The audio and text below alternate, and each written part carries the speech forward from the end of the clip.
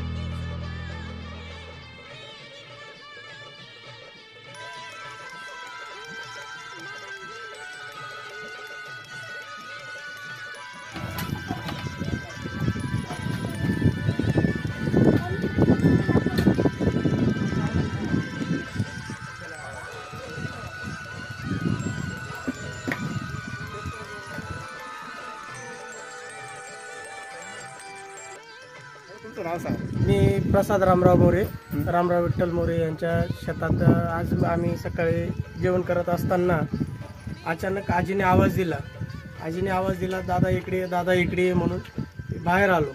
तर मला समोरून दिसलं की एक साळुंकी असते पक्षी, ती पक्षी त्याच्या मागे लागलेली होती आणि तो असा इकडनं आला आणि इथे घुसल्यानंतर ते पाहिला पूर्ण. आणि मग नंतर सर्पमित्र भाऊंना फोन केला. माझं नाव सर्पमित्र पवन भाऊराव आंधळे, राहणार जेऊर.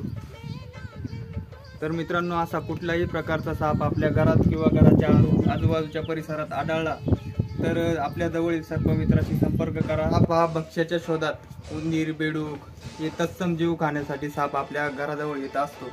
सापाचा हेतू आपल्याला चावण्याचा किंवा आपल्याला मारण्याचा हेतू नसतो. साप आपल्याला वाईट केव्हा करतो, आपण जास्त जवळ गेल्यानंतर सापाच्या तर आक्रमण करून साप चावा घेत असतो. विनाकारण साप कधी आपल्याला चावत नसतो. सर्वात प्रथम साप चावल्यानंतर भीती म्हणजे मनातून काढून टाकायची, घाबरायचं नाही बिलकुल.